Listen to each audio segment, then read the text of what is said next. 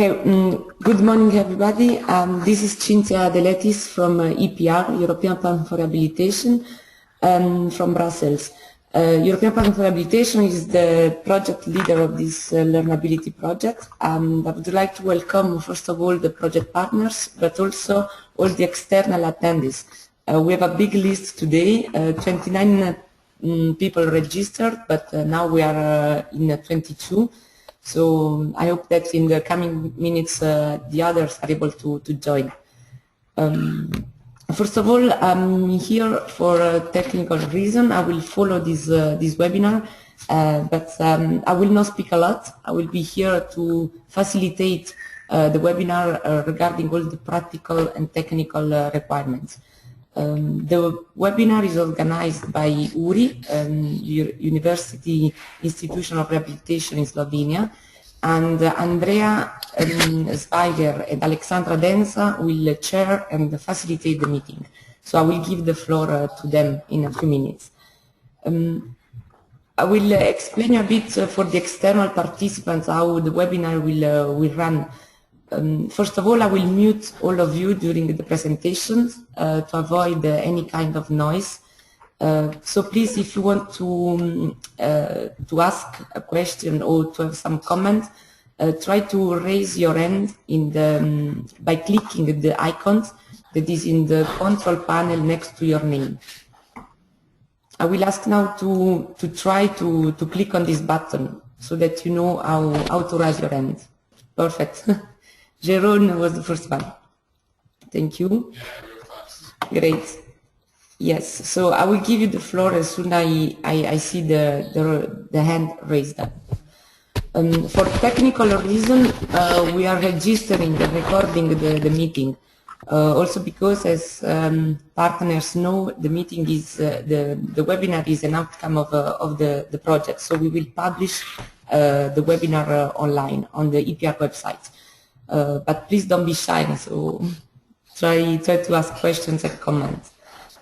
The same time, if you don't want to, if you want to communicate with some of the participants, you can use also the chat that is this space allocated below the list of participants. So you can type there your question, and we'll try to answer you. Do you have any questions so far? No. Okay. At the end of the webinar, really important, you will receive also a satisfaction survey. This survey is about the content of the webinar, not about the technical aspects. Last reminder before to start is also about the little break. We will have several breaks during the meeting because it's a 3 hours meeting, so quite long morning, but we will have 10 minutes each hour, each half an hour. Linda, do you have a question?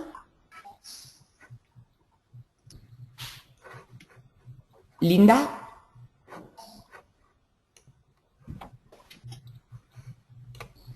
No. Can you hear me, Linda?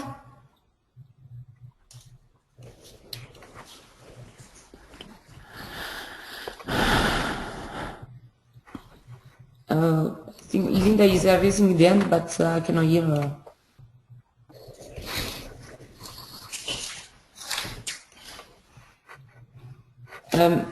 Linda, can you make a sign?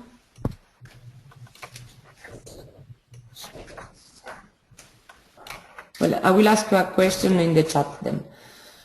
So I'll leave you now the floor to Andrea from URI. Andrea will make you presenter. Thank you everybody, and enjoy the webinar.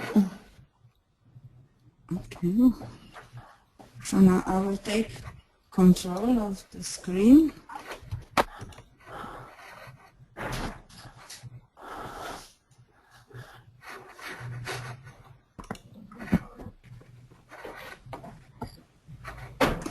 So,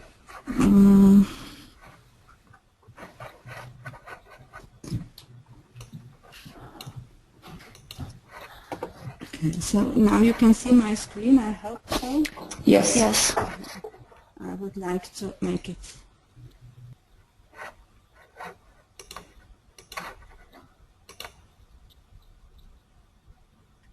So on behalf of, so I'm not, Alexandra says that you cannot hear me. Yes, now we can hear you, yeah. So on behalf of the University Rehabilitation Institute, Republic of Slovenia, and especially its Vocational Rehabilitation Center, I would like to welcome everybody to the webinar about mutual learning on skills for the ICT labor market for people with disabilities, which is taking place as part of the Learnabil-IT project. So this project is funded by the European Commission Program Progress and is aimed at promoting cooperation and mutual learning between information and communication technologies sector of employers and vocational rehabilitation, education and training programs for people with disabilities.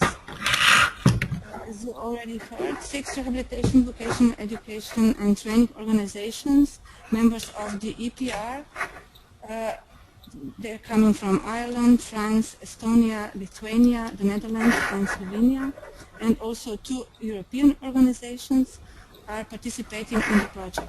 In the first phase, we have explored our national context and identified existing cooperation mechanisms for collaboration between ICT employers and vocational rehabilitation, education and training organizations.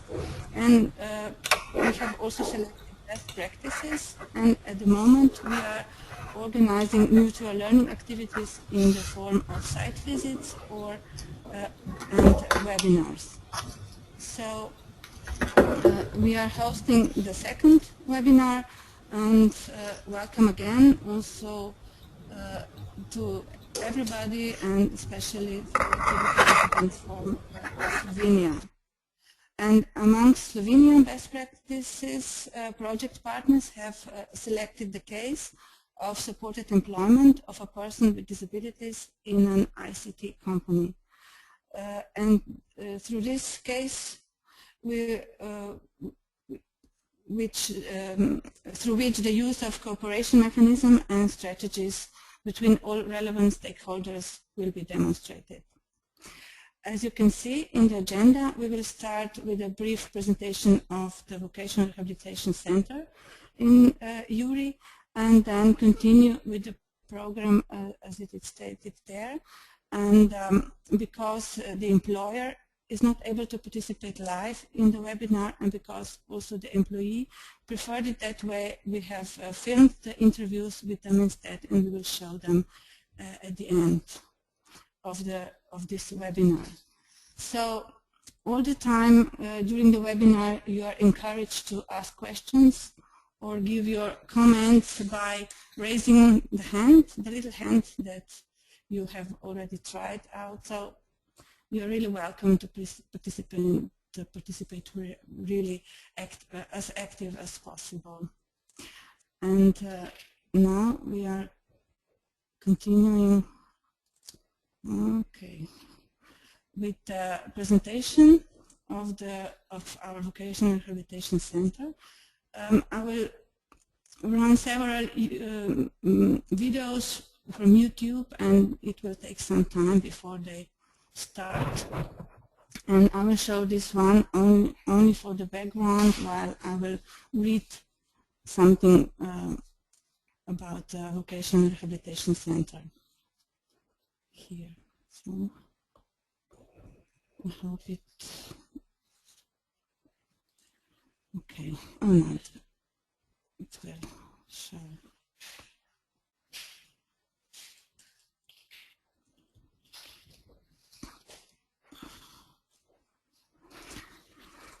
So the University Rehabilitation Institute, Republic of Slovenia, is the central rehabilitation organization in Slovenia, providing comprehensive rehabilitation programs to persons with disabilities, including vocational rehabilitation and employment. The URI employs more than 500 employees, 50 from them in the Vocational Rehabilitation Center, or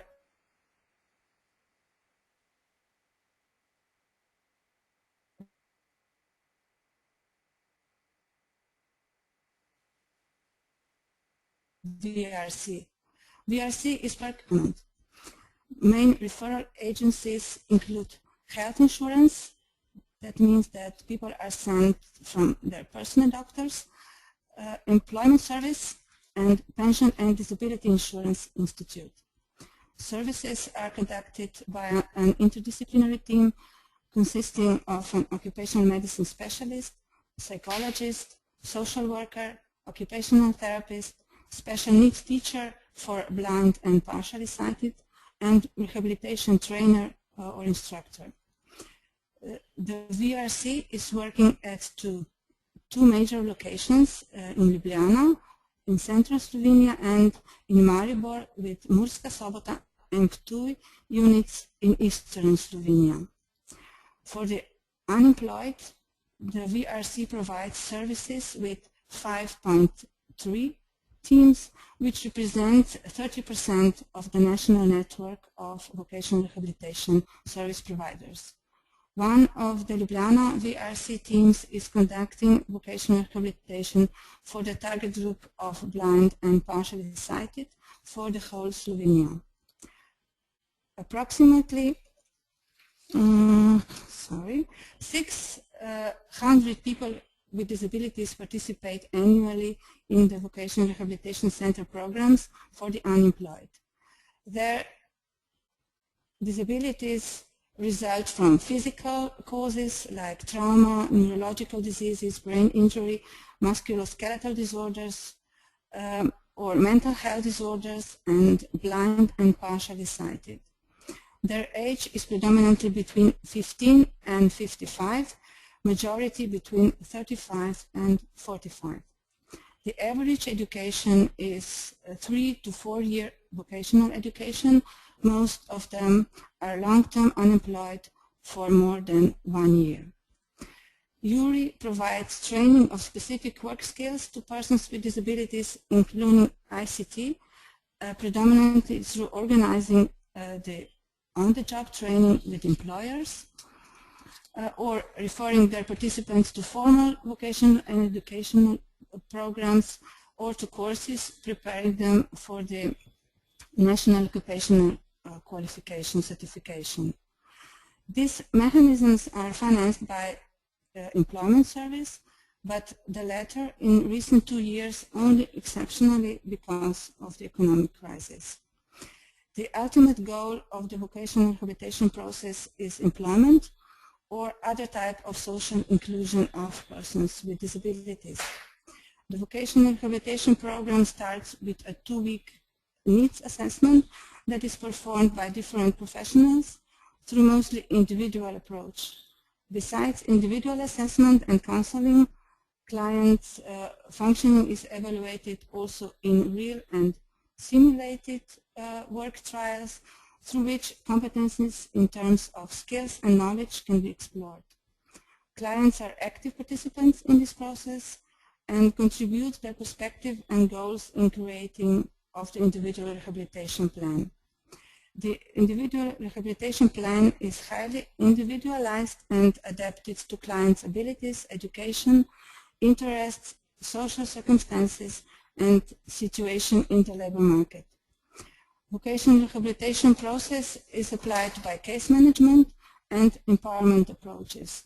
It is very much based on the job training in the real work environment, which is the main vocational rehabilitation strategy and cooperation mechanism defined also by the national standards of vocational rehabilitation and employment of persons with disabilities in Slovenia. The vocational rehabilitation can last from a few weeks to 2 years, depending on the severity of disability and labor market possibilities. If necessary, clients are in the beginning included in preparatory general work skills training and competence building in VRC with the aim of preparing them for the on-the-job training with employers. This training may also include basic ICT skills training individually or in small groups. Vocational rehabilitation team and clients themselves are very active in looking for and contacting employers that can offer appropriate work experience through on-the-job training to clients and, if possible, also employment. A crucial strategy for successful collaboration with employers is quality matching of clients' abilities with work demands, which is provided by workplace analysis and approved also by the occupational medicine doctor for health and safety aspects when necessary. Workplace accommodations are provided, if necessary, also through lending specialized equipment to the real work environment. Looking for jobs and suitable employers is based on existing client skills, knowledge, and interests that allow further exploration and development of work-related competencies that are sought for in the labor market. By offering continuous support to clients and employers during on-the-job training, Vocational Rehabilitation Center professionals increase outcomes into employment after training, providing it after employment not only supports initial but also long-term job retention of persons with disabilities referred to URI. The cooperation mechanisms are universal and are applied to all employers, including ICT. So this would be a short presentation of our Vocational Rehabilitation Center. And now we will continue with the presentation of main characteristics of vocational rehabilitation in Slovenia, and this will be performed by Alexandra. Now I will switch off the video. How do we do that? Okay, here. Okay. So, and Alexandra, she is a social worker and works in the University Rehabilitation Institute as well.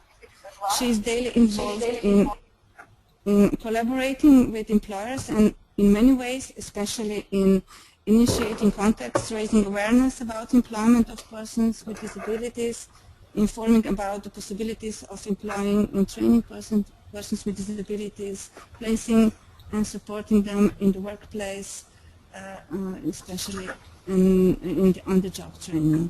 So she will now present her paper. Mm-hmm.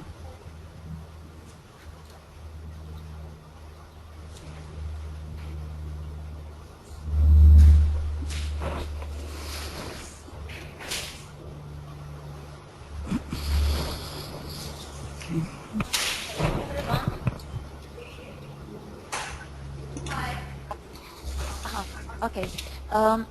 Hello everyone once again from my side.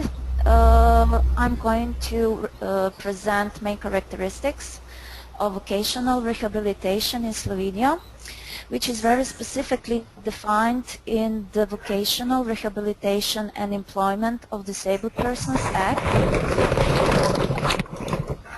Persons Act, what are the objectives of the Act? Mainly, the most important thing is to increase employment of people with disability and establish conditions for equal participation on the labor market. Also, to increase the rate of the rate of employed people with disability, and also guarantee appropriate workplaces and various employment levels of employment, which I'm going to talk a little bit later on. And of course, to place as much as possible people with disability in open labor market. So in Slovenia, people can acquire status of disability by two acts, mainly by two acts.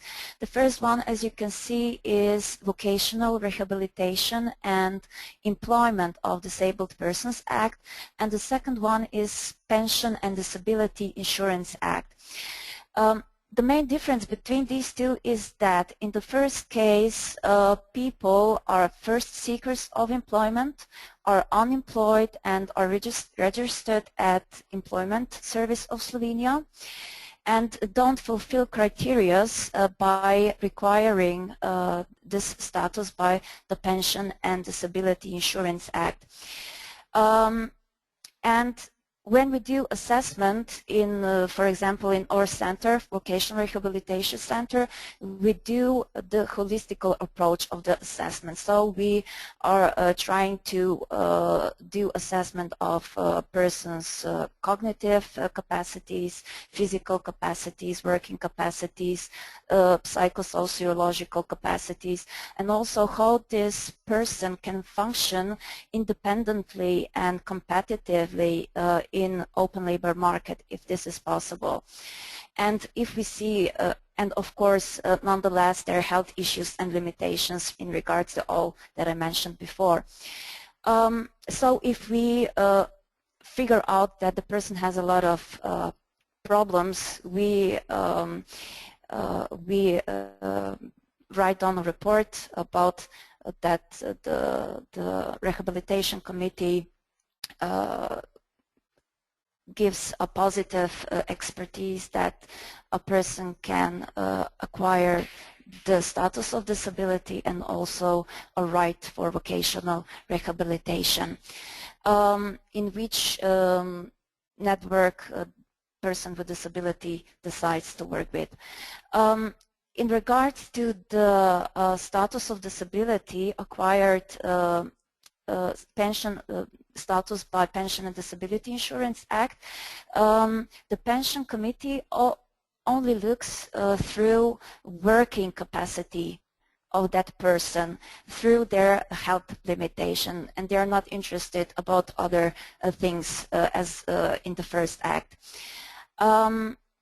When a person gets a status acquired by Vocational Rehabilitation Act, then a client, together with rehabilitation worker in employment service, prepares rehabilitation plan, which is signed, and this is the basic that a person comes into vocational rehabilitation and is through point of professionals gives and professional team gives them services, which I'm going to talk about a little bit later on.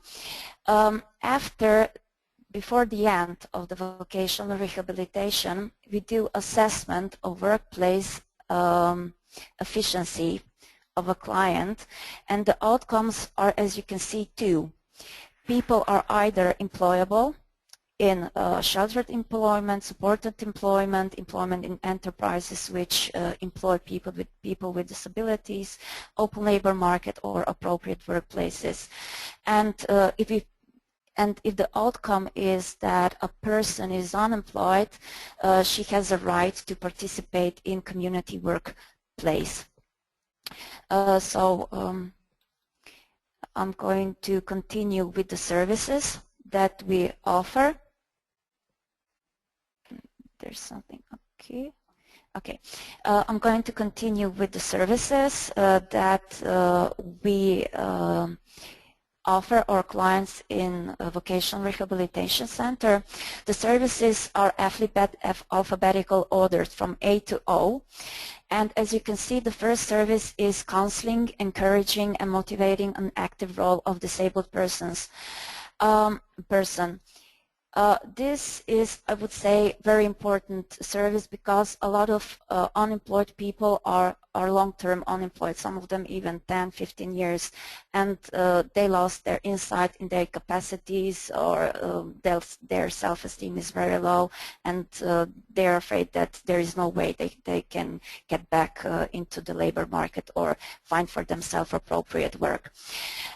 Then service B is that preliminary expertise that we do before a person is starting with the vocational rehabilitation. Service C means assistance at accepting that person accepts their own disability and learning about possibilities of participating in training and work. This service is important because a lot of our clients think that because of their health issues, there is no way they're going to be able to find a job, considering people who have no health issues can find a job. So our goal is to, together with them, seek acceptance of their health issues and to work on those issues. Then we have another service, Service D. This is assistance at choosing appropriate vocational goals. In the program, in the process, we, together with clients, we figure out that they have some potentials or that that their education is very low. So how do we achieve their competitiveness in labor market as it is? So then we connect with employment services and try to figure out what education or some short national qualifications can be gained for our client. Then Service E means developing a social skills. This is a service which is mostly gone through in groups, and the point of this is that people get skills about how to communicate, how to be more self-aware, to higher their self-esteem. There's a lot of role-playing in regards how to prepare for an interview with employer. So it's quite interesting service. So the services I've colored with red from F to O. I'm going to talk a little bit more in my second presentations in regards to mechanisms we use in working with employers. I'm going to move now on to the rights that a person with disability has by participating in vocational rehabilitation program.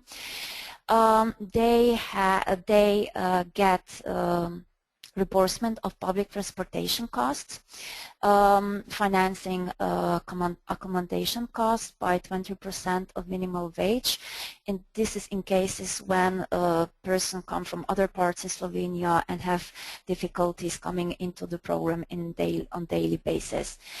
What is very important is also that when our client participates in program at least or minimal 100 hours per month, they have a right to receive a money from Employment Service of Slovenia in a month 40% of minimum wage, which is approximately 315 euros.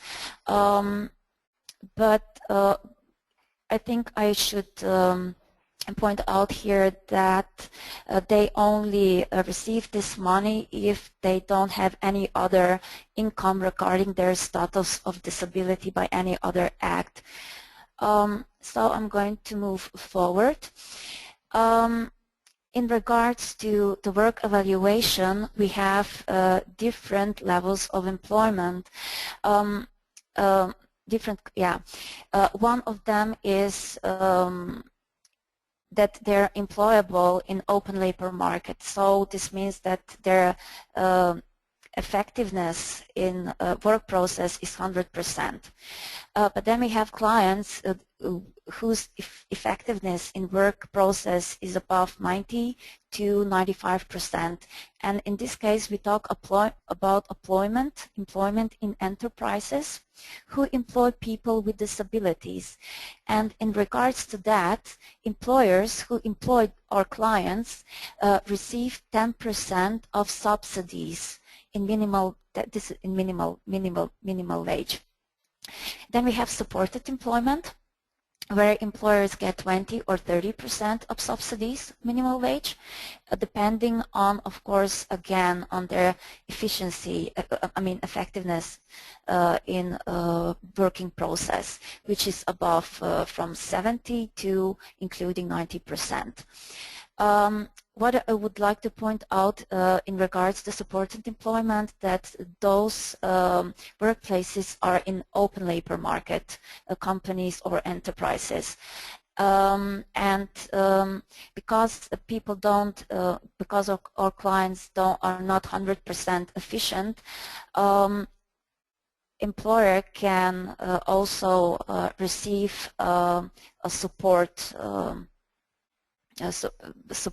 for that from the fund, disability fund. And then we have sheltered employment, in regards to which employers can receive from 40, 50 or 70% of subsidies, again depending on the efficiency of the client in the working process. As you can see, people or clients who are in this kind of efficiency, achieve this kind of efficiency, are employable in employment centers or enterprises employing people with disabilities. And in those enterprises, they only work specific phase of a work process, in the work process, specific tasks, and they have a mentorship in their option for everything that they need. Okay. I don't know how it's in other countries, but we in Slovenia have quota system, which from our point of view is very positive in employing people with disabilities. So every employer who employs at least 20 employees in their companies, they have to employ a certain share of people with disability. The percentage should not be lower than 2%, but also not higher than 6%. Employers that don't achieve or don't cover the quota have an option of a substitute quota. This means that they can have a contract with enterprises which employ people with disability and offer work for them. Then when they exceed the quota, I mean the employers, they get a reward for that. This is 20% of minimum wage, which as you can see is 57.83 euros. But when employers don't employ never mind quota system, they have to pay fee to the public guarantee maintenance and disability fund, which is 70% of minimum wage, which as you see is not low cost, I would say. So when we work with employers, we intend to tell employers what they gain by employing a person with disability. I would like in the next slide a little bit talk about incentives. Incentives for employers employing people with disability. As you can see, we have incentives when the employer has to achieve the quota system. And in doing that, they have exemption from paying pension and disability insurance, reward for employing people with disability over required quota, as I mentioned before, and also financing the cost of workplace support for person with disability. In this case, a mentor in the work environment or in company has 30 hours available to offer our client in the when he is employed. And then we have incentives for employers that are not related to the quota system. This is wage subsidies, I was talking also before, and of course financing of workplace adjustments and work equipment and aids. This is possible through Vocational Rehabilitation and Employment of Disabled Persons Act or Pension and Disability Insurance Act. So this is shortly presentation from my side. So if anyone has any questions or something else. Alessandra, do you want to share the pool now? Yes, pretty please. Okay, so Alessandra prepared some question. It's a poll, so I will launch now. You are invited to answer the poll. Yes.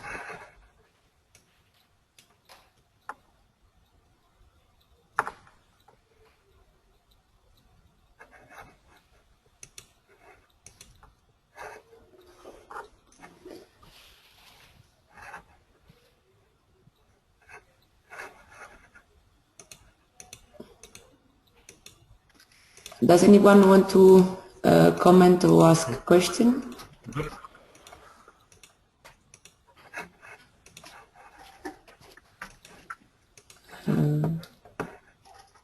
Does the poll work?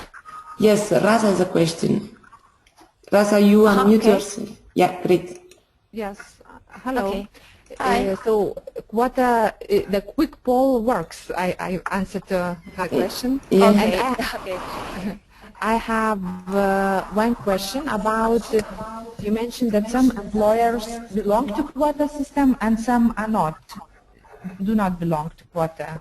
Or so Yeah, you what is understand.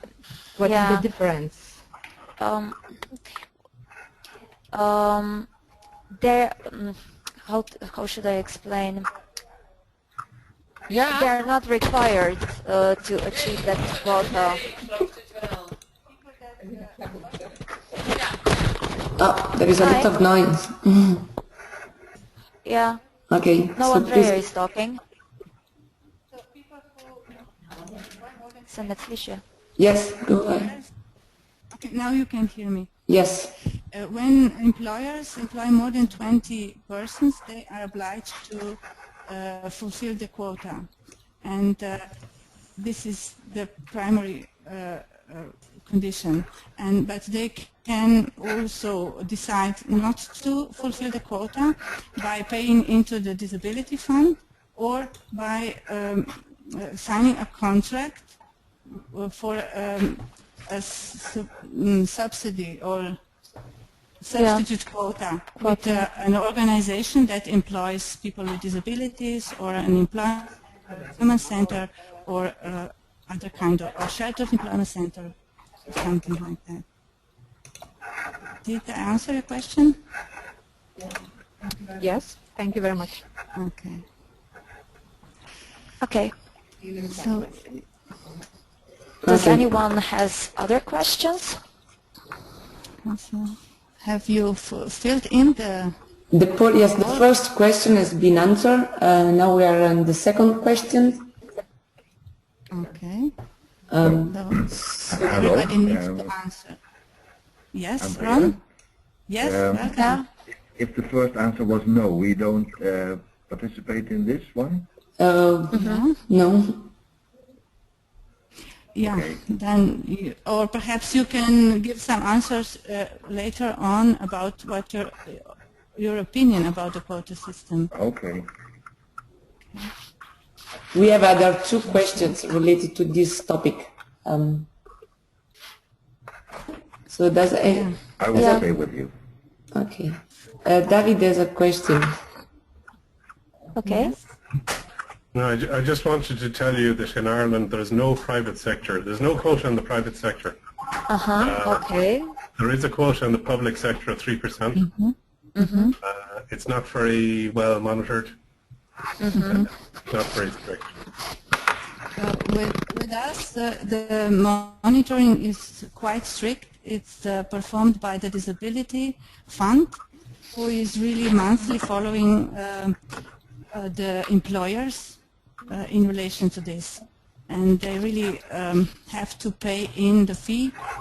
We don't call it the penalty, but it's the fee, and this money then is used for the workplace accommodations and workplace support after employment. And there are also more and more employers contacting us and other service providers in relation to how to fulfill the quota by employing a person with disability instead of paying or having a substitute quota. Are there some more comments or questions from the participants? Not at the moment. I launched the third question, still about quota systems, and half of the attendees voted already. So I'm waiting a few seconds more. Okay.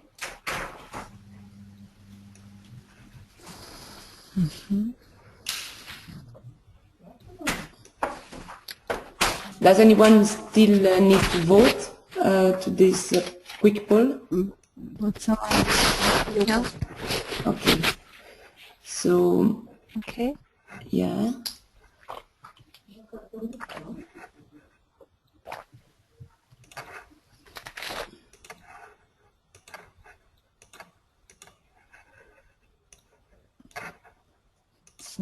Okay, we have the last question prepared by Alexander. Okay. Here we are.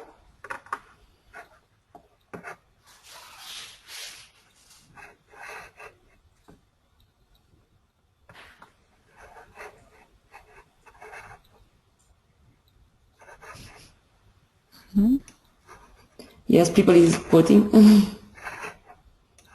Okay. Yeah. Yes. Okay. If there are any questions about this question or anything that we closed by now? No one is raising the hand. Okay. Okay. So they are all voting. Yes.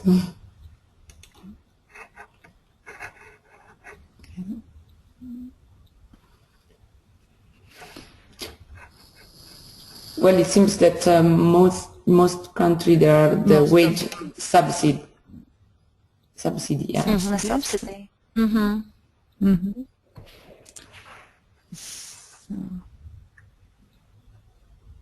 Okay, I think that most everybody voted to this quick poll. I'm waiting a few seconds. If you want to add something or you want to go ahead with the other presentation, Andrea? Okay. Yes, we can. So can we perhaps see the results of the poll from the whole group, or Yes. is it possible? So I'm closing this. Okay. Yes. So you will take control, or? So this is the result of the first question. So you can see that there are the 67% answered no, so there is no quota system in the country. And if I'm not wrong, we have, as a country, we have Ireland, Lithuania, the Netherlands, and that's it. Slovenia, that's France? Slovenia, France, yeah. And yeah, these are our countries represented. Then for the second question,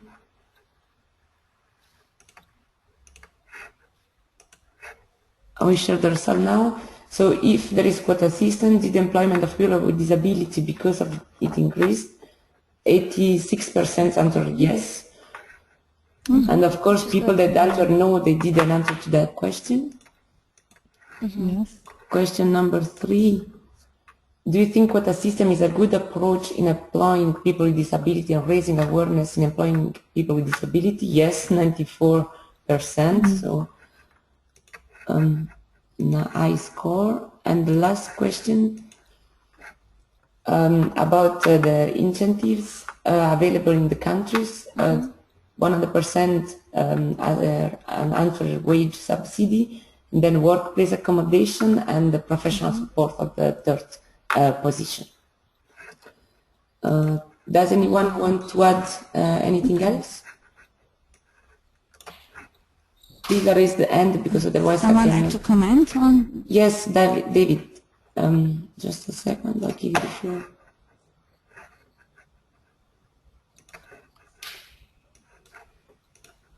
Yes, David, please go ahead. The professional support that's available to employers.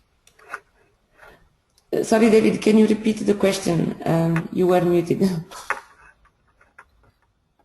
Sorry, I was just clarifying that when we say professional support, we mean job coaches as a support to employers. Yes. Yeah, there are different types of support. It may be offered by the co-workers or the mentor at the workplace. It can be offered by us, and we will talk a lot more about this later on. Okay. So, yeah. And this also depends on the type of employment. If a person with disabilities is employed in a sheltered employment center, it means he or she is provided all support they need by the people employed there. This kind of organization had to have a full-time mentor or job coach or someone who is trained in coaching people with disabilities at workplace. Okay. This was just an example. Okay. Okay, should we move on? Yes? Yes, Please we go ahead. can. Okay, so the next presentation is from Andrea, and before Andrea does her presentation, I'll just say some words about Andrea professional or her career.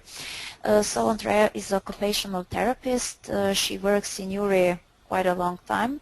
Now she is a team member, team leader, case manager, and for the last 5 years she is a part-time also as the head of the Ljubljana Vocational Rehabilitation Center. But in recent years she has focused more on introducing and implementing client-focused service, employer-based and empowering case management and intervention approaches. So Andrea is going to introduce a summary of the Slovenian country mapping of the cooperation practices on the skills for the ICT labor market for people with disabilities. So Andrea, go ahead. Thank you. So as all the partners, of course, have experience with this, but for others, I would like to talk about a part of the country mapping that we did in the first phase of the project. That means that we have explored our national contextual information about some definitions and the context, and also about our vocational rehabilitation services. But in this presentation I will only present what we found out about the Slovenian ICT labor market and existing cooperation mechanisms and structures that support people with disabilities and professionals in employing people with disabilities in the ICT sector. So I will also present some results and some gaps, suggestions and opportunities that came out of our research. So we all use the same method, so that means in the first place desktop research, then interviews with crucial stakeholders. We interviewed crucial people with the Employment Service of Slovenia, representatives of ICT employers and also some ICT employers themselves. We talked with also other vocational rehabilitation service providers in Slovenia and also with people with disabilities themselves. And at the end we also checked our findings in a focus group that consisted of the representatives from all stakeholders. So now I will present some of the results.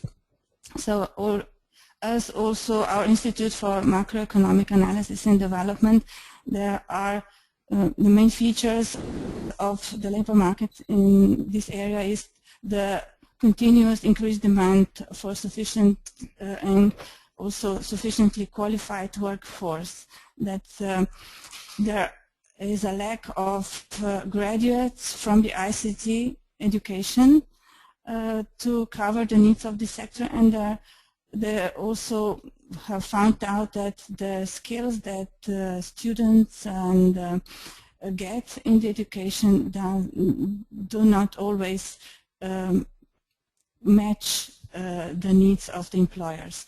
And this also shows that there is a too weak a collaboration between education and employers in order to make this match better. Okay. Okay. So from the talks, from the interviews at the Employment Service, we found out that they also experienced the constant lack of IC experts for several years.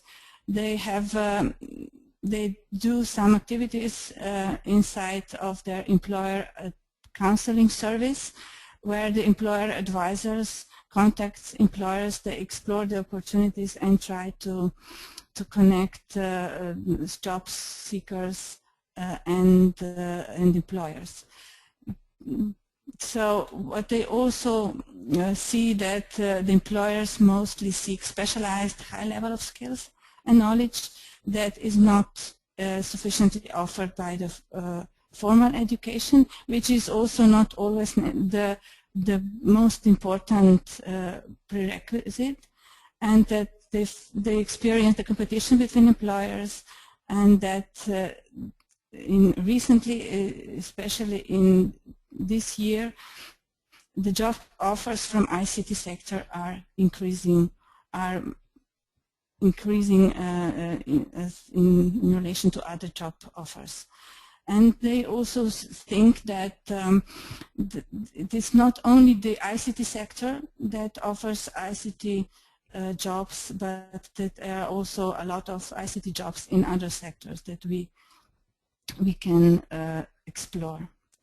The ICT employers themselves, they said that they actually do not collaborate with employment service in looking for the candidates, except when there are some tenders open for subsidies, and that even then the subsidy is not a deciding factor when they employ or decide on the different candidates. They actually recruit their candidates and new employees directly from education, so they are much more connected to education in this level. That means the Faculty for Informatics and Electronics in Ljubljana, for example, one of the employers said that they organize together a job fair, and also they do some joint projects. And employers emphasize that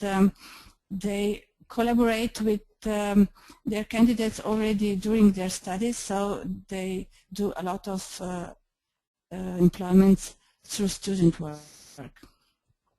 The most expected ICT skills that all the stakeholders emphasize that are important now and in 5 years was best possible ITC literacy. English knowledge is really important. Then people really need to be skilled in using and understanding the existing ICT communication paths and other programs, and they need to have a lot of knowledge already. And we had some promising information that there are, especially in big telecommunication companies, they can also be found some more routine and jobs, not only high skilled, like in customer support or call centers and help desks. Otherwise, the website creation, design, maintenance, programming are the most needed skills. And they also appreciate certifications of ICT expertise, which can say something about what they actually know how to do. And there are some more skills. So it's and these skills also depend on the job itself. If it's a job in administration, then you also need a lot of personal skills and creativity, and this is even more important in product development, where some personal skills personal skills are very important, but in some ways also a very inclusive environment is created in these areas. So our stakeholders have also defined some barriers and risks for employment. On the side of persons with disabilities, they also experienced that they don't have enough of skills and knowledge. Also, the professionals, they emphasized some disability-related issues that limit the flexibility and employability of persons with disabilities in the sector, like endurance and lower attention or adaptability to changes, learning difficulties and communication barriers, but also lack of interest was stated. And the employers, they emphasized they don't know enough about the possibilities of employing people with disabilities in their sector. They are concerned about the impact on their flexibility because there's a lot of competition in this sector, and the employment of persons with disabilities who are really highly protected when they are employed. So they are quite anxious about this, and especially they experience that they don't have enough time to train persons with disabilities for the jobs that they need done. So they have also identified system or environmental barriers. Some of them I have already mentioned, but the problem is that persons who have ICT skills in education, persons with disabilities with this kind of skills, they are not identified soon enough so that they would be in contact with employers as soon as possible. So the process of losing their competencies and knowledge starts. And at the moment, the employment service does not finance ICT skills training. As I said, the university and vocational education training, they do not collaborate enough with the employment service and employers in curriculum development and implementation. So what are the existing cooperation mechanisms and structures that are offered to professionals and persons with disabilities and employers in Slovenia? As some of them I have already mentioned, like employers counseling and support service at the employment service. The most used program is the Vocational Rehabilitation program for persons with disabilities, but they can also participate in the on-the-job training, work trial, and community work placements, which are also organized by the employment service. They are mainstream programs. And then there is the National Occupational Qualification System, which is really very poorly exercised and not connected to formal types of education or rehabilitation. Then you have work experience during VET and secondary and university education, and for the students can also gather work experience through student work or other more informal ways of collaborating with employers.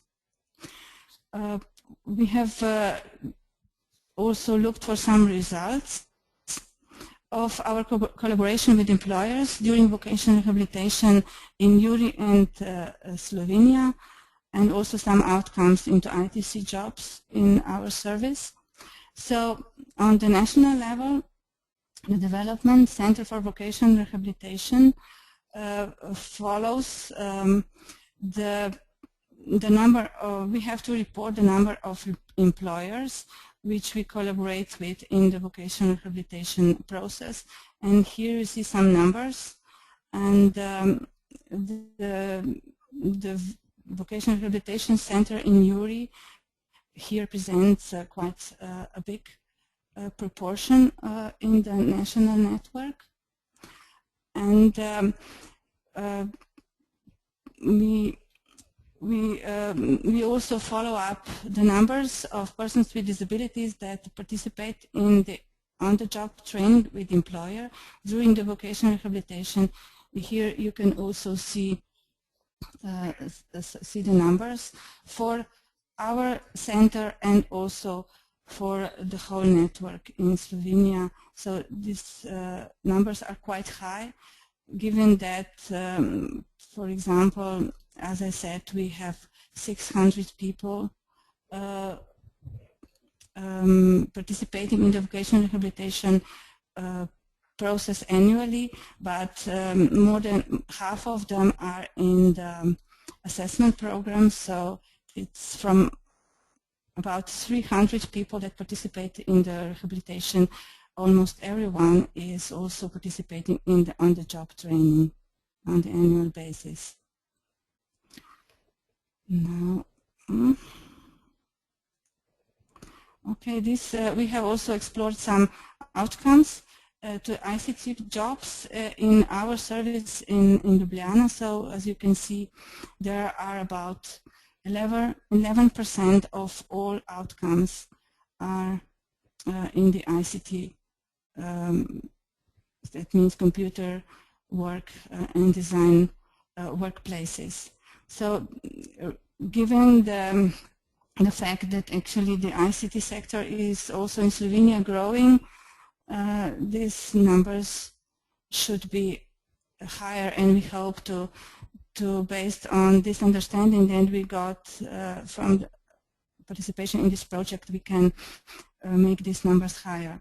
So here are also some suggestions and opportunities that were given by the participants in the focus groups and interviews, so that we should, as vocational rehabilitation service providers, more systematically address the opportunities for people with disabilities in this sector, that we can really benefit from the mobility and flexibility from the sector, because you can work from anywhere and anytime, and this could be a good way to overcoming some barriers that people with disabilities face. So we have to benefit from the broad range of jobs that could appear in this sector, and that we could also encourage not just us, but also the whole system, the education, the employment service, also people with disabilities to attain specific skills in formal and in formal ways. So this is what I have prepared. So now we have some time for the discussion. So I give the floor to everybody to discuss further on what we presented by now, or give some comments. Is there any question?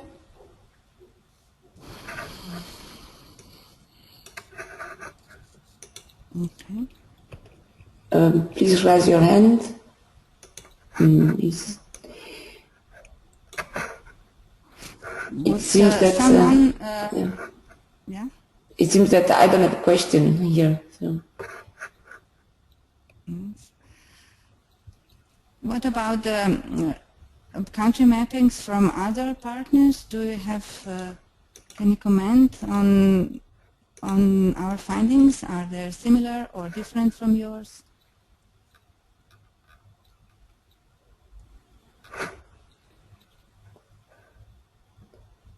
Does anyone want to comment on that? Didier Roche from France. Hi, Didier. Okay. Yes, Alexandra. Hi. Yes, for us in France, it's very similar. Hi. It's Hi. very similar because we also have a policy of quotas. And in the discussions with the employers, we had the same requirement. They want the same skills in the ICT sectors. And so I recognize a lot of things in your presentation. Similarities. Yes, a lot of similarities. Okay, thank you. Okay. So now we have, I'm not sure about the time. I don't Yes, have it on my screen. it's 11:06, so I would suggest to take a 5 minutes break, just Yes. to breathe a bit, and at 11:10 we can come back. 11:10. Okay. 11:15, So sorry. at 11:15, okay. We are a bit delayed, but we'll try to be on time for the next session. Okay. So But we can also, but we can also come 5 minutes earlier, or yes, but like this we have like 5 minutes break. okay, then Okay. 11:10. Yeah. Okay. Well, Okay, see you. Okay. see you here in 5 minutes then. Okay. Okay.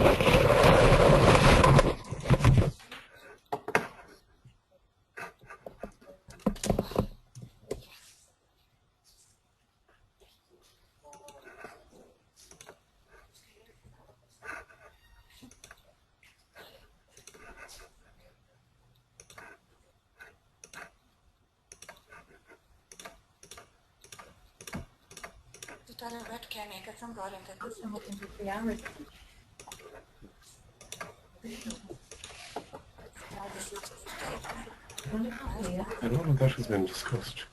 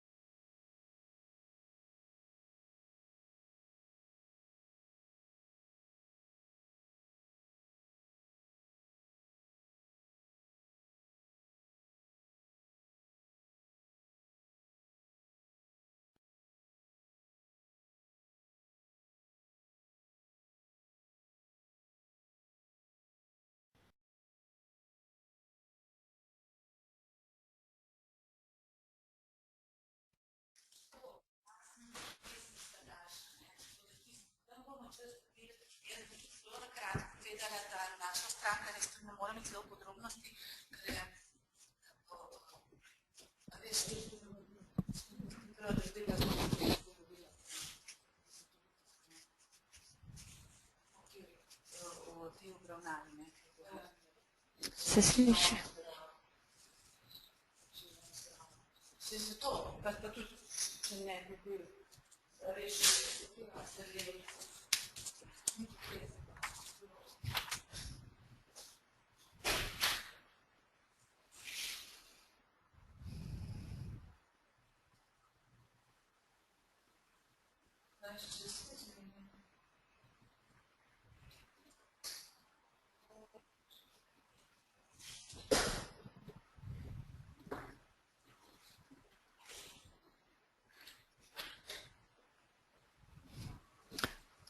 So we have 2 more minutes or something.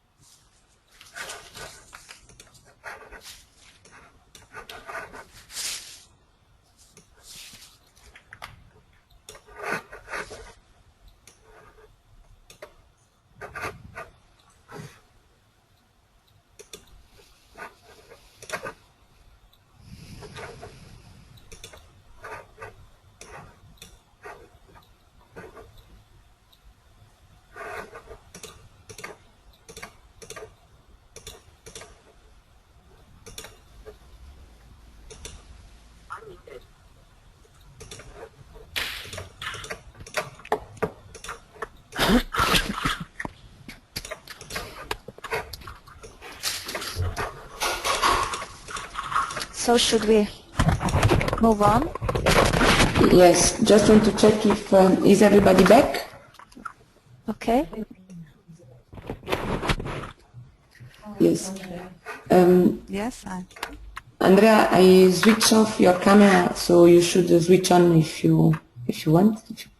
okay. Oh, is Alexandra presenting now? So. Yes. Yeah. So, Okay. so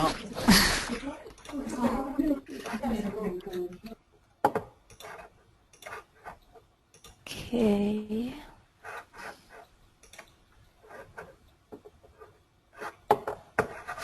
Okay.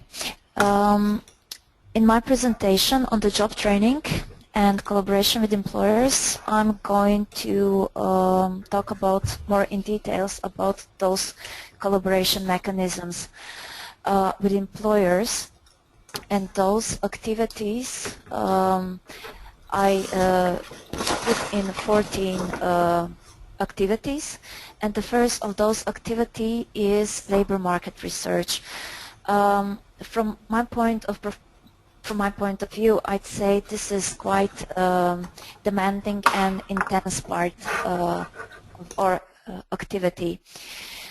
Because together with a client we have to talk about again about their needs, expectations, values, knowledge, where they see themselves regarding their work opportunities, and from this point of view individual rehabilitation plan of the client is very important.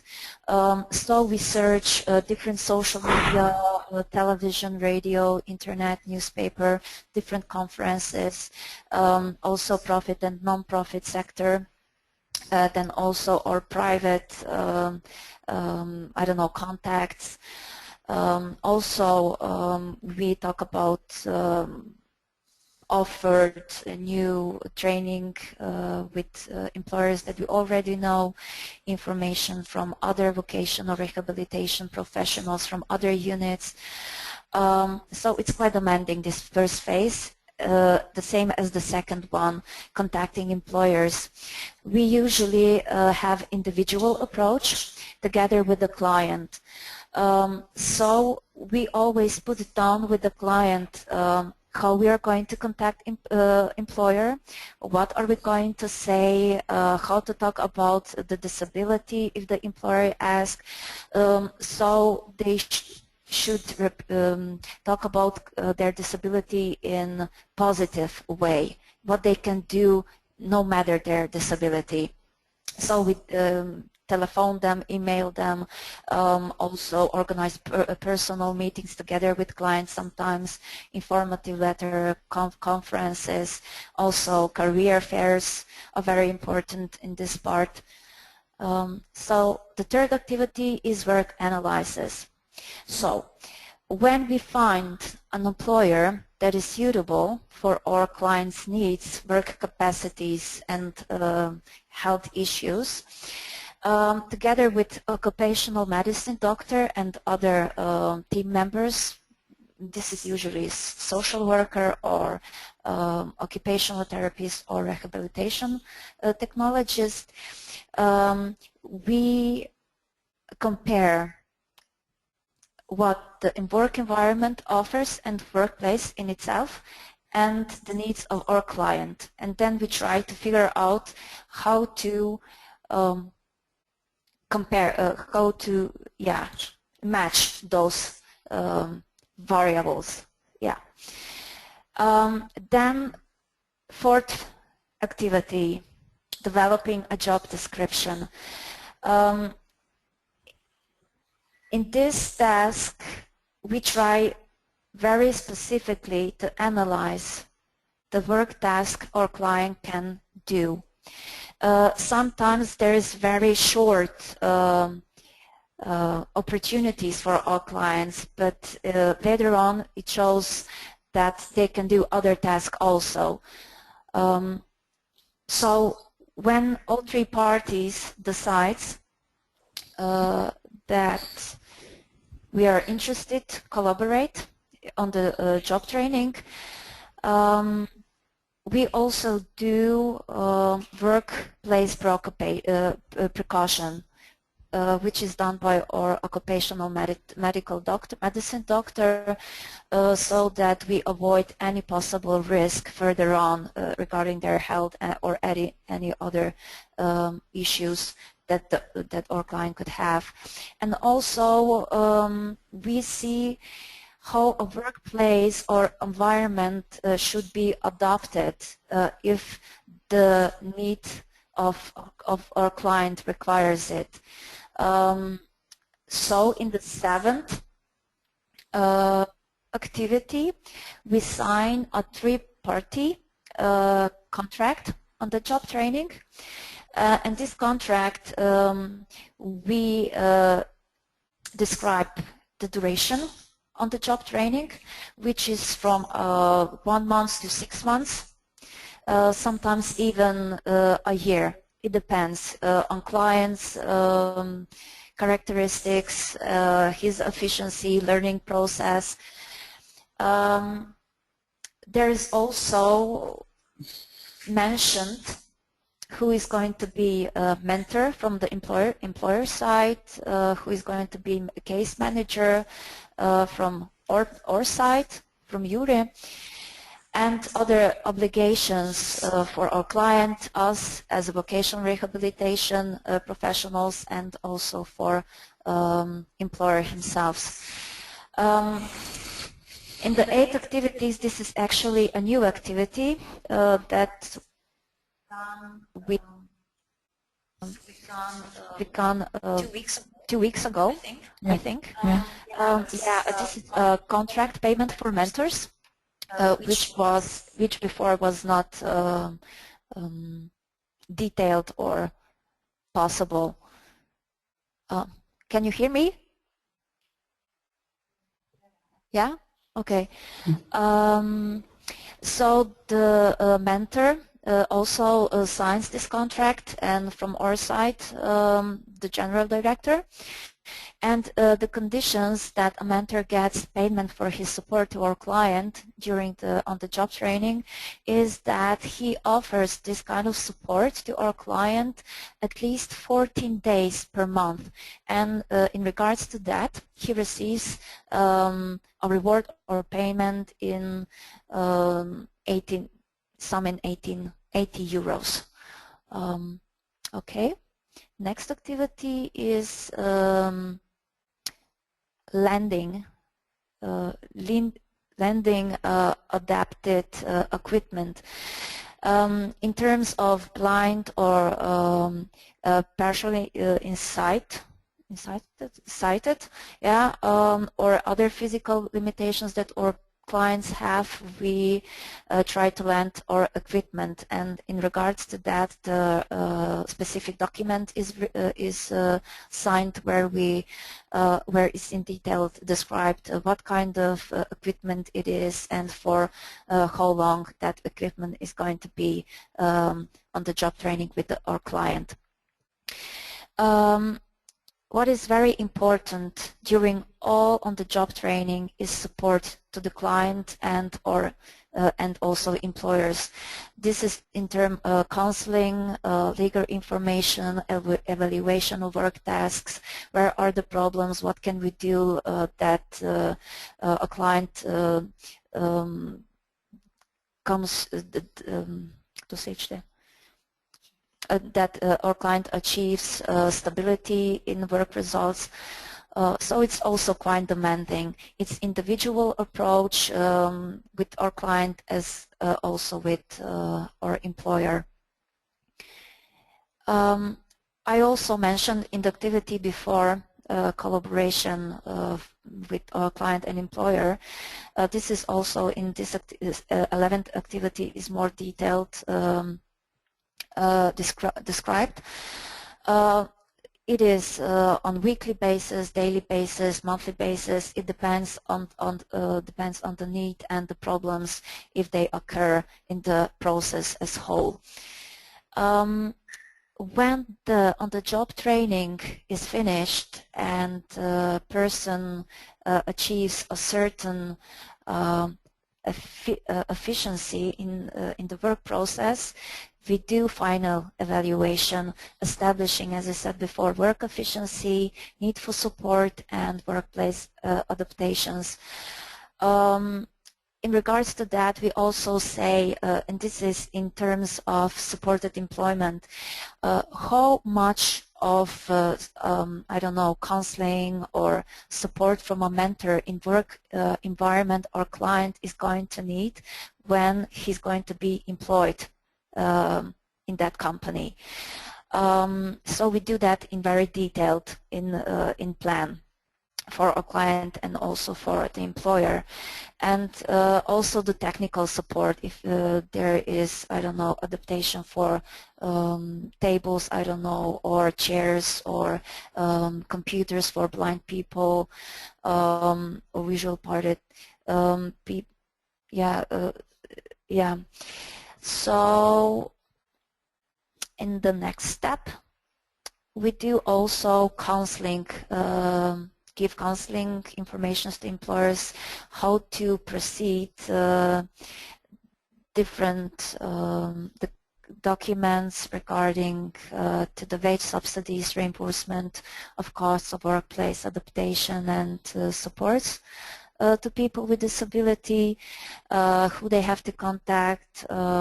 Sometimes we also by ourselves contact the Disability Fund, so the collaboration is more easier for employers. And in the 14th activity, we do a follow-up and support after employment. In regards to supported employment, we do this kind of support throughout our clients' employment, no matter how long that that is. In cases when a person is employable in open labor market, we offer this kind of support to the client and employer for at least 1 year, and in regards to that we have to write reports and send it to the Employment Service of Slovenia, so they also have information about that. So this is very brief shortly from my side. So yeah, and the mechanisms I mentioned above, and Andrea also mentioned in her presentation before, is universal and is applied to all employers, including ICT. And because of the national standards, we also have to keep a register of employers that we work with, including information about employers' detail, type of cooperation, and its results. But also, Vocational Rehabilitation Center has its own website that informs employers about demands on the job training, and you can see those two links under. So we'll try them out. I hope it works.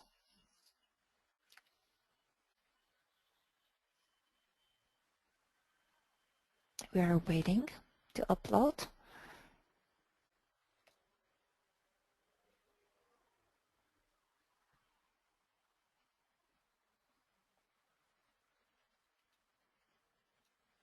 Yeah, as you can see, we have candidates or clients, description of their, I don't know, education, level of education, if they are able to work 8 hours per day or 4 hours per day, from region they are from, and what kind of work tasks are they, what work task they can do.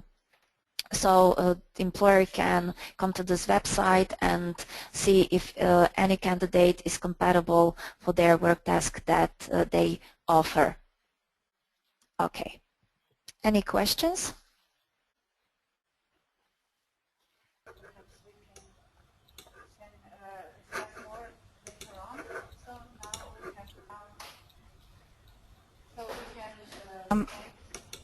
So we can comment more later on.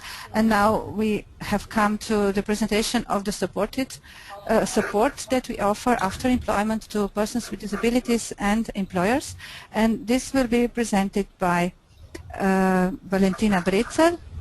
She also works in the University Rehabilitation Institute in the Development Center for Vocational Rehabilitation that takes care for the development and the standards for the national network of vocational rehabilitation providers.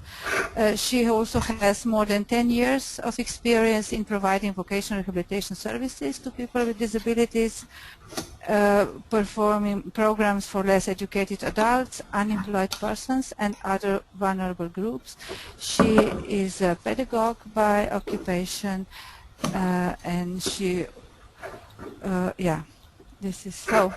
Valentina, the floor is yours.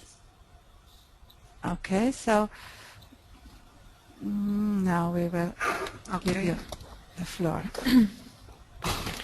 Thank you very much. Hello everyone. I'm going to present the system and methods of providing support after employment to persons with disabilities and employers in Slovenia.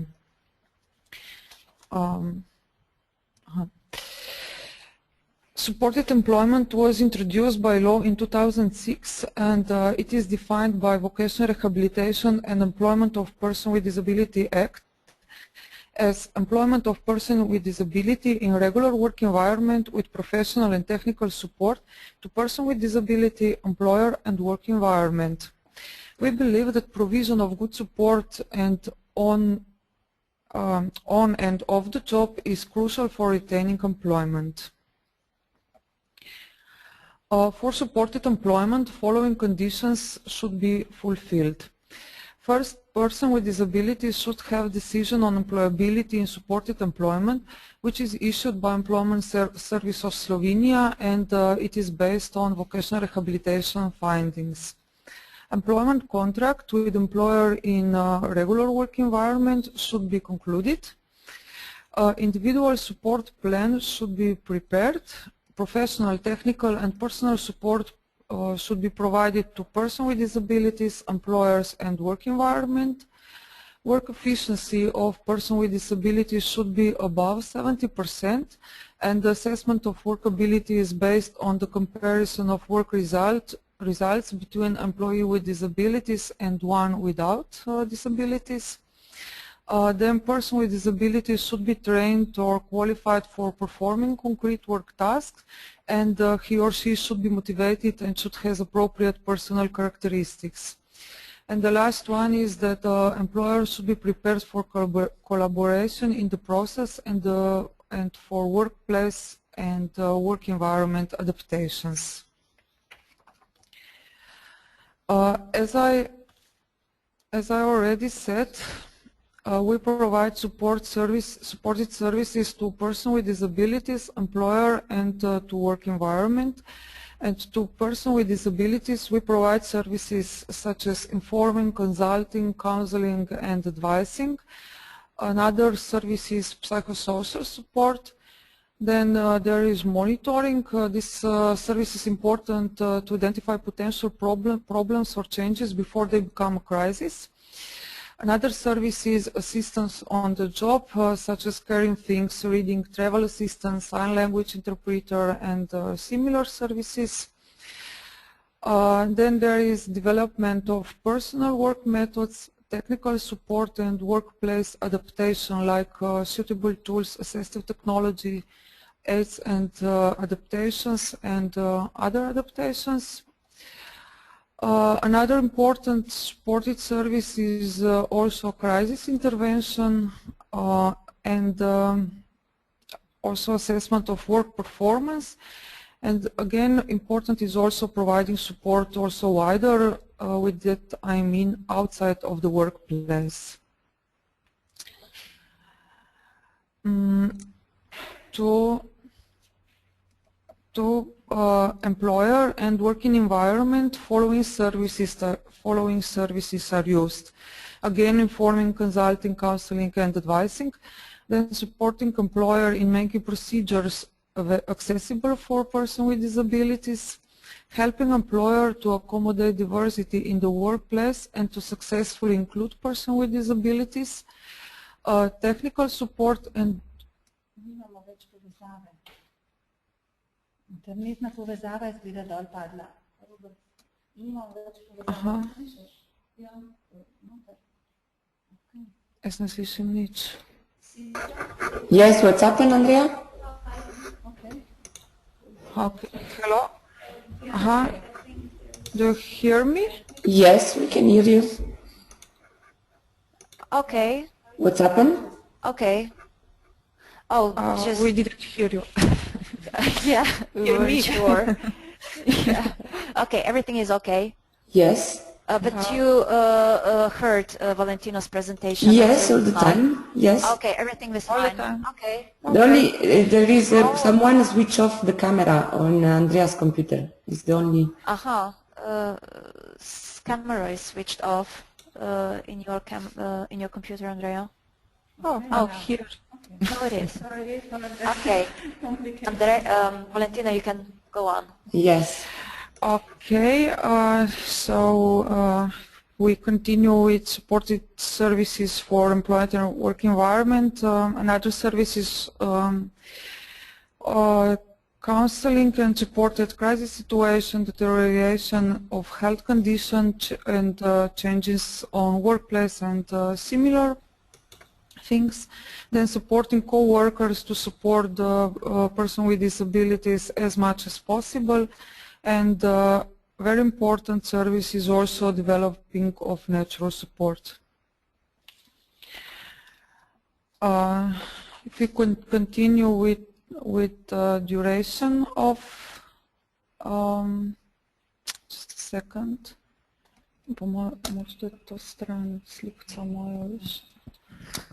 Okay. With duration of services, support is not time limited. It depends on duration of employment and on the individual needs. Some disabilities demand constant and permanent support, especially for persons with mental health problem, blinded, partially sighted, deaf and hard of hearing, and those with physical disabilities. Then other demand support from time to time. This depends on condition of person with disabilities, and for demand more constant support at the beginning, and during the time support is transferred to natural support, and that natural support are provided by work environment, co-workers, and social network.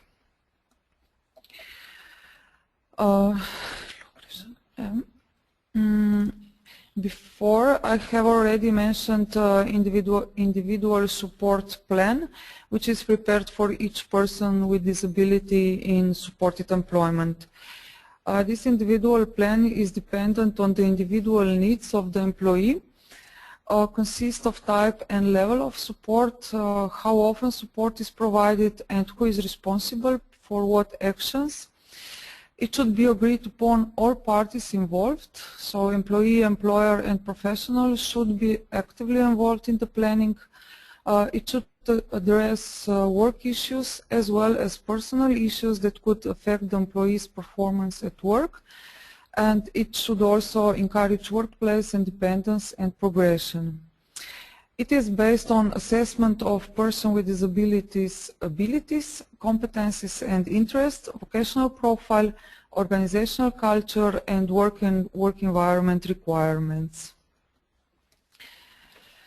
In Slovenia, providers of supported employment services can be vocational rehabilitation providers and or co-workers and other professionals who are qualified for working with a person with disabilities in supported employment. For example, this can be sign language interpreter, co-workers for assistance and... Yes? Sorry, I think that Andrea has left. We cannot see the presentation. Uh-huh. Presentation. I don't think that you can hear me, Andrea, here. We can hear you, but really far. Sorry, everybody, for the inconvenience. Technical problem? Yes, because I cannot see your name in the list anymore. So. Error.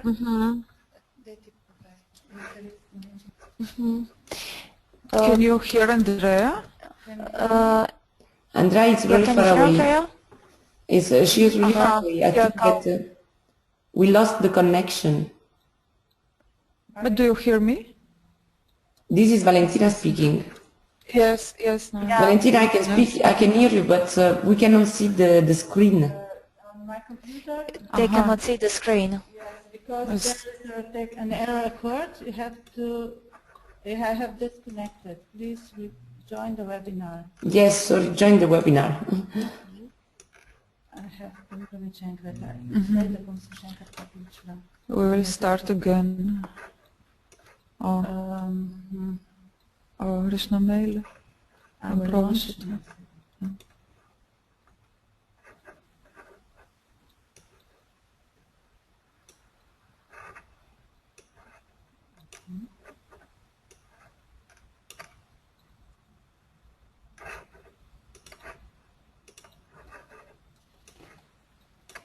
Okay. Hello? No, it should work. Yes, you are. Hello? Now you see Andrea's screen? Just a second. She needs to become presenter. Yes. Okay. Hello, Okay, can you it hear me? works. Okay. Okay, good. Sorry for the So, problems. tell us which part of Valentina's presentation you didn't see on screen. Well, we I said think it was like the last 2 minutes. Last 2 minutes. The last slide. We were able to see the last slide. No, but not two before. Yes. So, Andrea, because my computer has been disconnected and I could not provide you with the presentation. Yes. Provide you with the presentation. Okay, so, okay, now I will also give it the camera and the presentation again. So I will go back one from. So you have already seen that about individual support plan. Yes. Yes. Okay. No. And we are here. Okay. Thank you. So, thank you. You can continue. So providers of supported employment services in Slovenia can be vocational rehabilitation providers and or co-workers and other professionals who are qualified for working with a person with disabilities in supported employment. For example, that can be sign language interpreter or co-workers or assistant at work and similar. Regarding funding, there are two sources of funding those services. First is network of vocational rehabilitation providers. This source is funded from the state, where psychosocial services, informing and consulting, monitoring and similar services are funded. And another is Disability Fund of Slovenia, where technical support, workplace adaptation and assistance at work are paid, can be paid, are paid. Now let's see what are the benefits for employers. And employers who employ in supported employment are entitled to wage subsidies, exemption from payment of pension and disability insurance, financial reward, and constant and professional support. And at the end, I will in short talk about another important factors for stable and successful employment. First factor is that all parties should understand their role. Confidentiality is required. Ongoing support should be available whenever the employee or the employer needs it.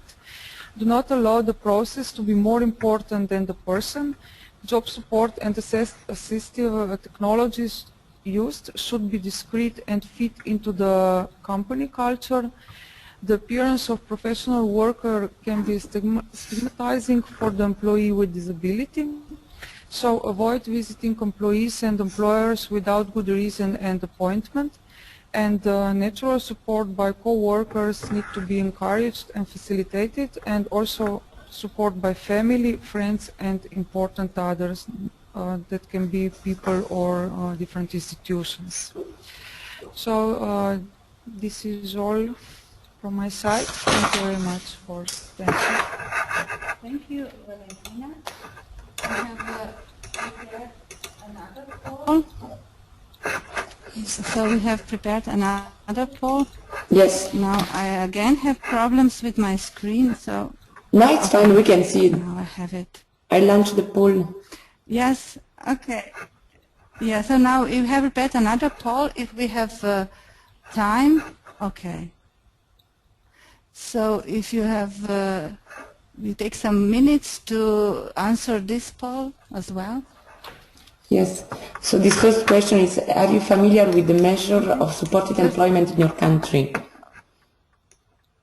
Yes, so just go through the poll and then we can discuss something with the results. Yes, also this time we have 6 questions, so no, 7 actually. Mm-hmm. Yeah. I'm just waiting a few seconds because people are still voting.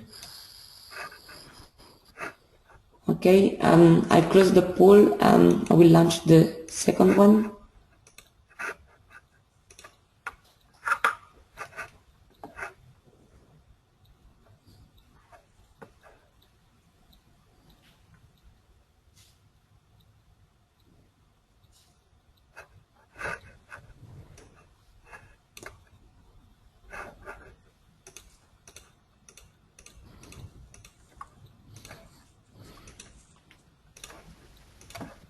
Yeah, but is it legally regulated?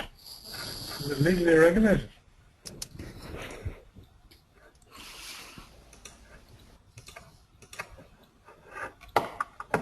Okay, half of the attendees voted already.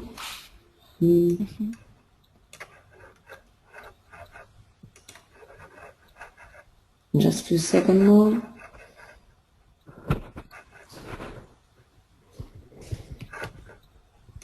Okay, I will close it now and go further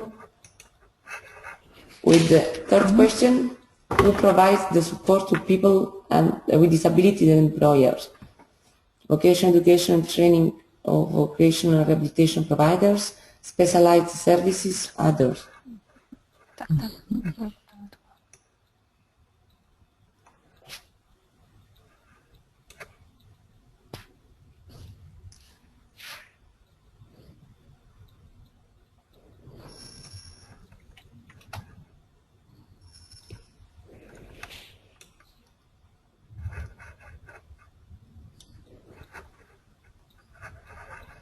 Okay, we go ahead with the 8th question. Do you or your colleagues provide support to people with disability and employer after the employment? Yes or no? They are quite easy answers.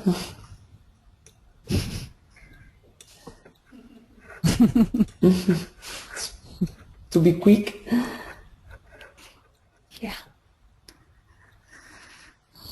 Okay.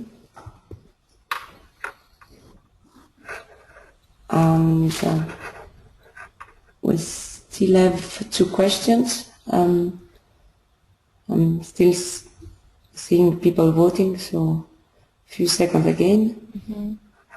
Okay. Okay, now I'll go for the another question. Voilà. Who is it funded by? State, community, employer is not funded.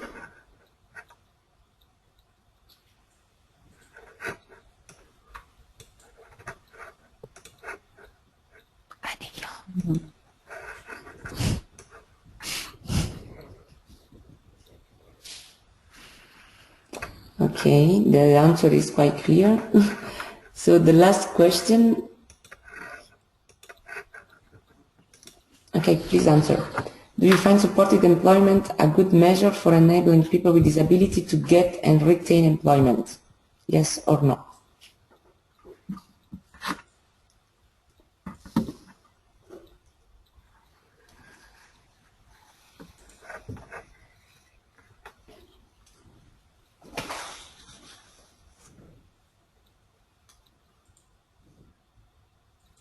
Okay, so Andrea I will share the Results? Okay. So that we can discuss, and yeah, then I suggest you go ahead with the presentation because we're a bit late. So this is the first question. Are you familiar with the measure of supported employment in your country? And the 80% of the attendees say yes. Okay. The second question is about the regulation, and the 92% answer that is legally regulated.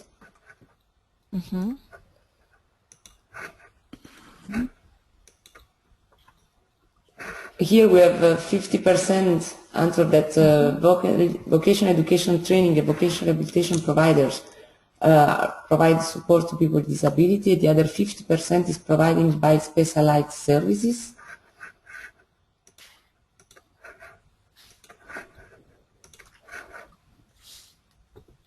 The 80% of our attendees are providing support to people with disability and employers after the employment.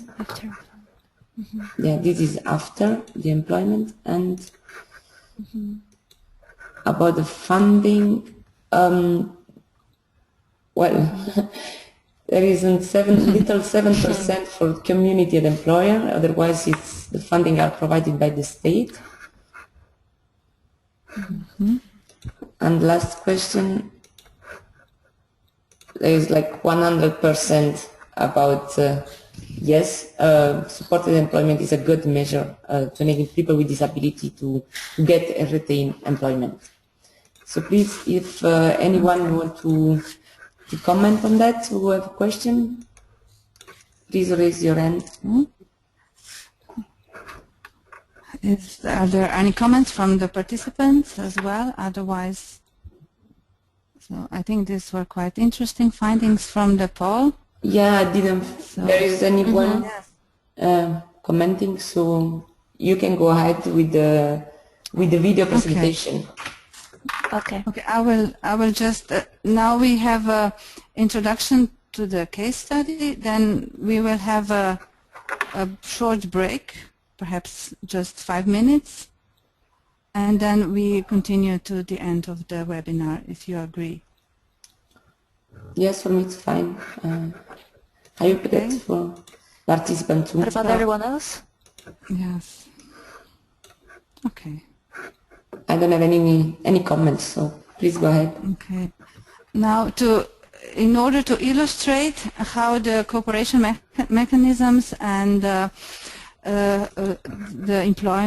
possibilities for employment of people with disabilities in the ICT sector work, now we will demonstrate this through a case study of a concrete employment of Mr. Andre in the IT team, and I'm glad that he is participating in the webinar, and if he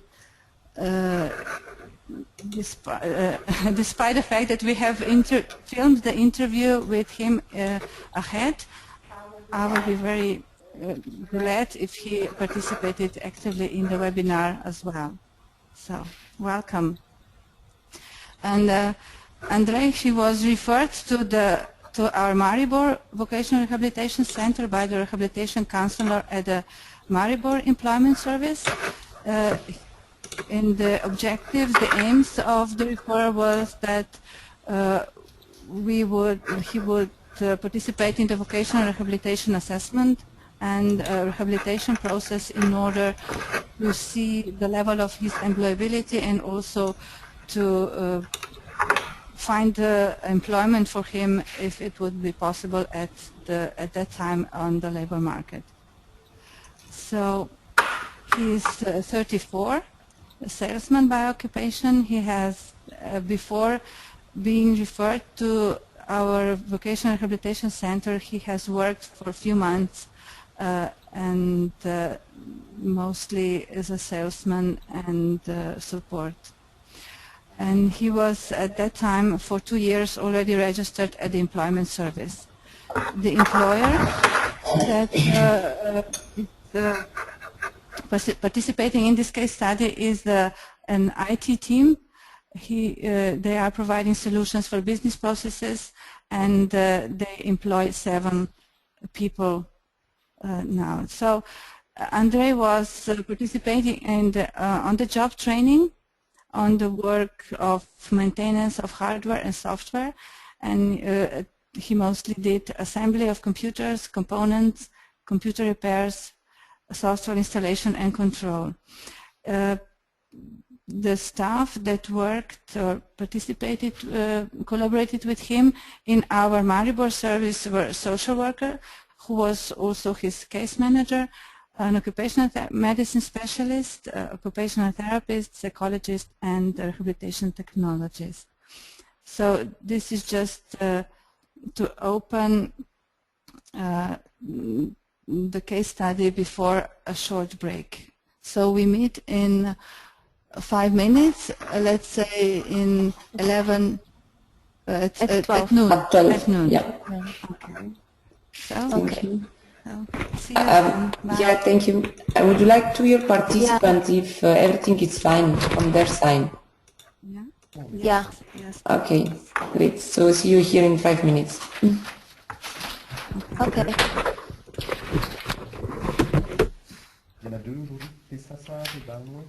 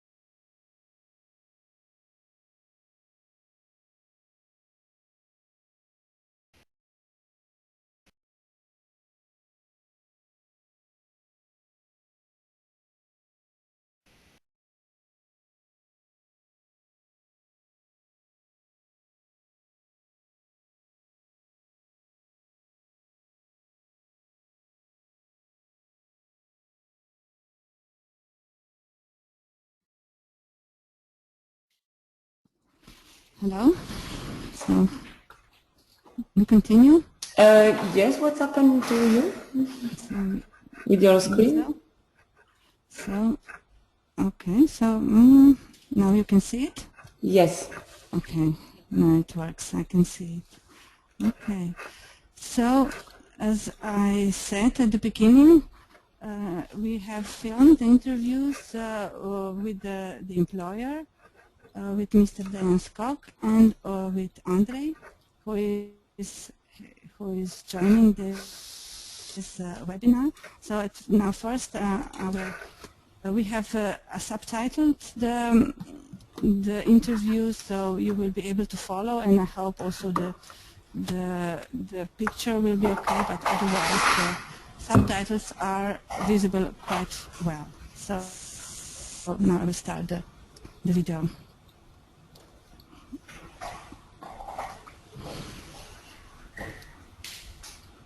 And I will switch off the, okay, it's switched off my camera.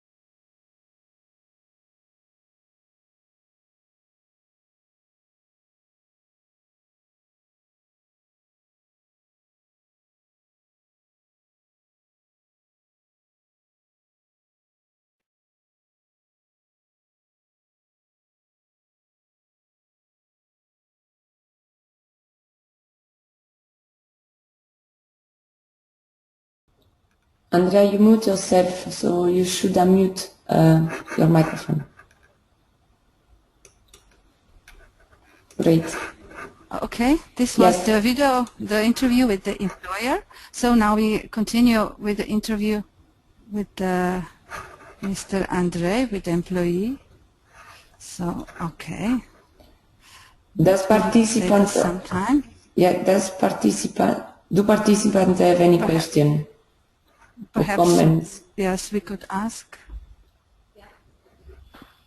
Just raise your hand if you would like to ask something. Otherwise, we continue. Yes, please go ahead.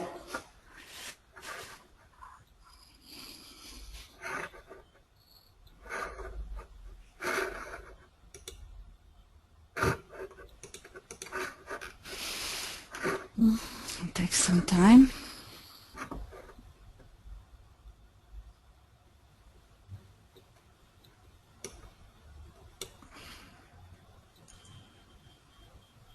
Okay.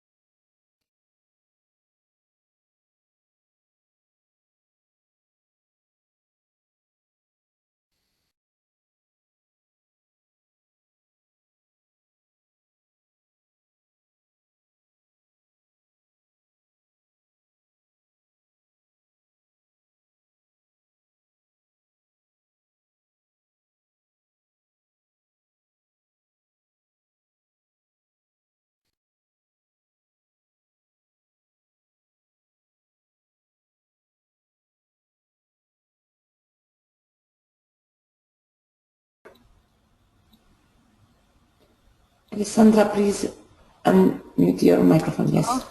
Great. Okay. Thank you. Okay, Yes. this was the second video. Would someone like to comment it right away?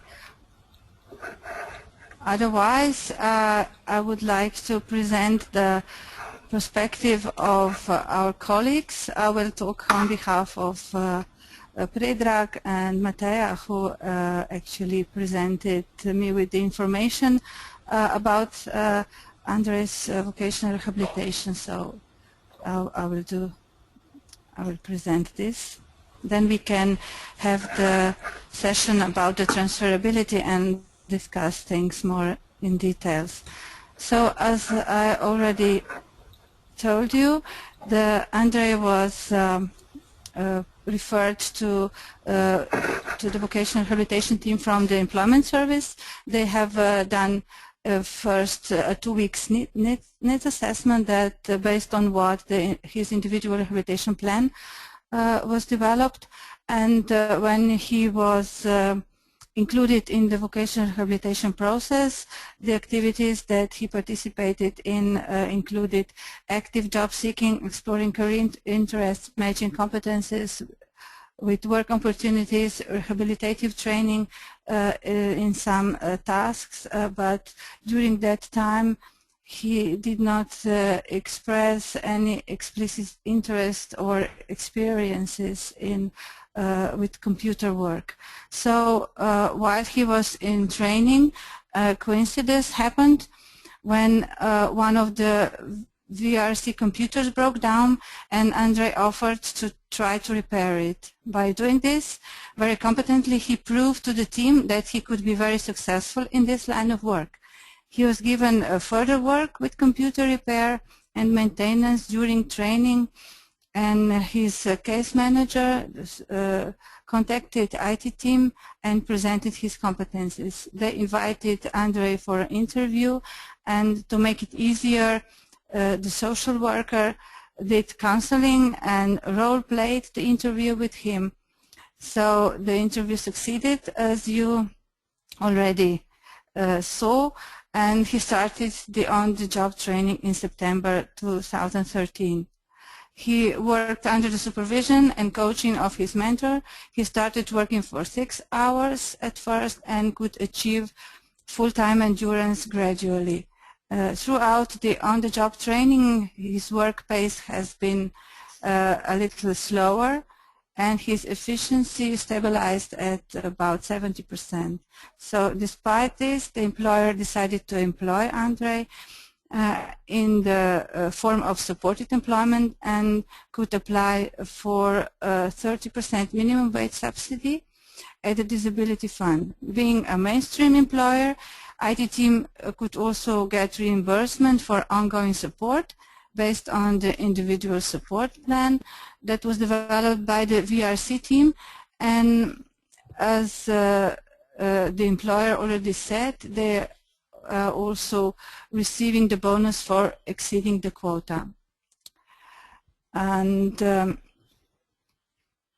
at the end of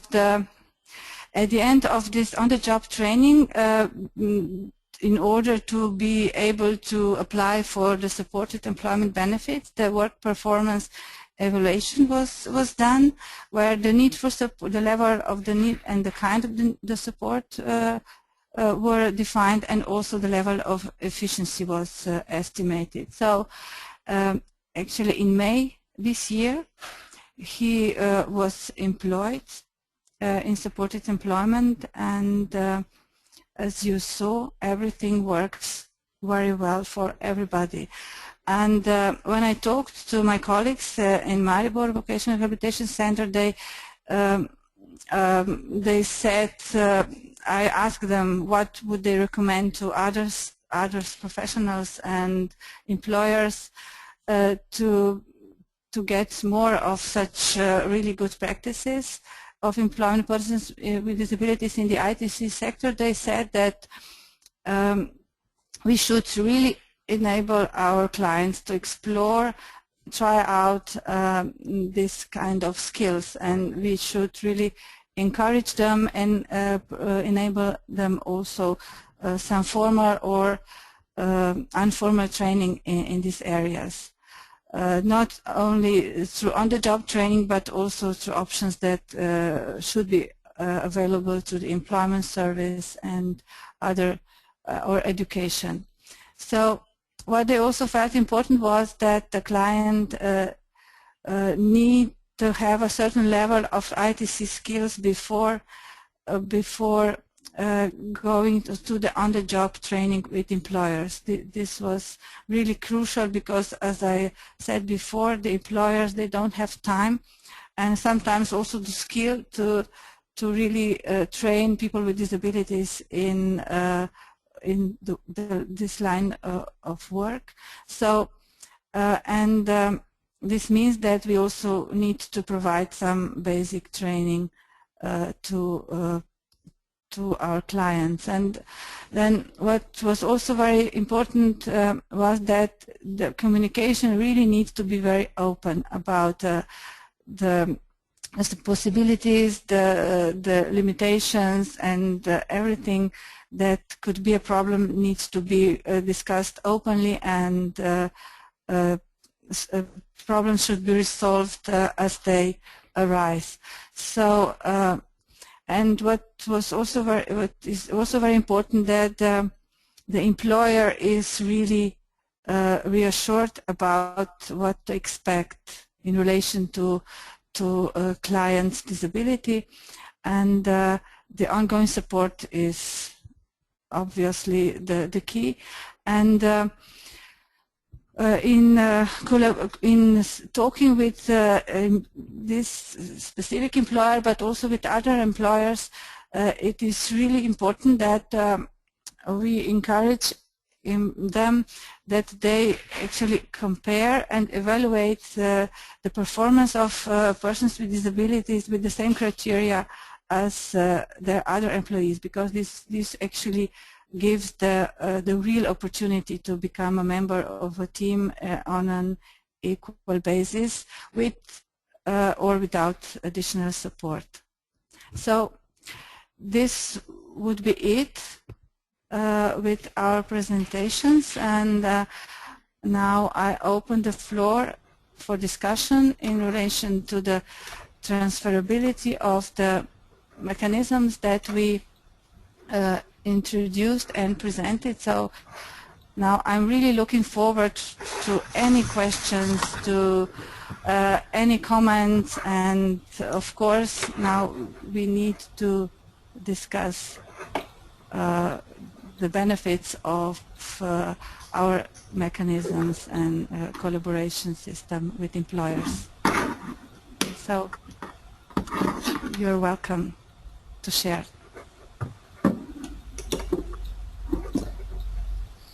David from Ireland. Okay, just a question. Yes. In the case study, Andre was in training, was in on-the-job training for 6 months, and then went into employment, under sponsored employment. Is that typical of your structure, or does the period of on-the-job training vary very much from one person to another? Okay, yes, the duration can vary quite considerably. So, but perhaps Andre's duration was quite an average, or a little less than average, because what is minimum is 3 months. This is the minimum period after which this work performance evaluation can be done. That gives the information about the support, or the accommodations, or the efficiency, or the lowered efficiency. This is the minimum, but otherwise, the training without any further argumentation can last up to a year.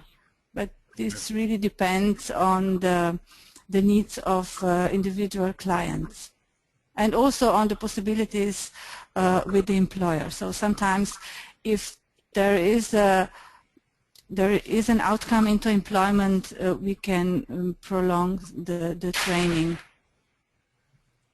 Yes. Okay. Okay. Thank you. Welcome. Does anyone else have a question or a comment on what you heard and saw? Okay.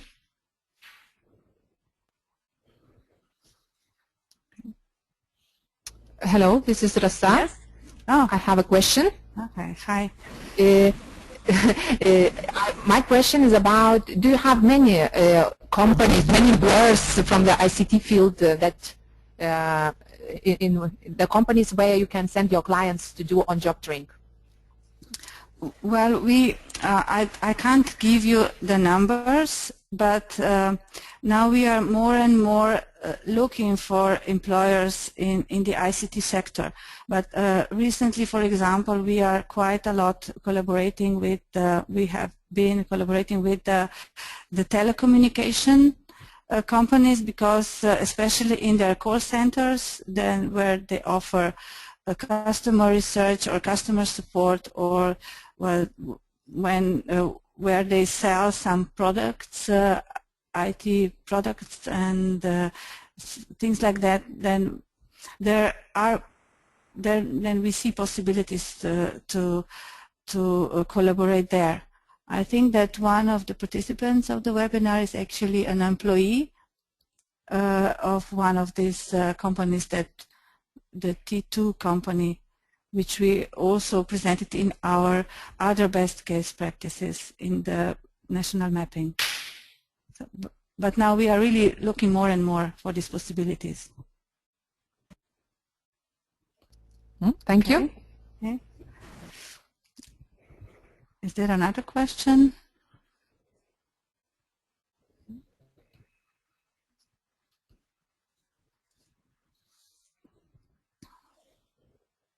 Okay.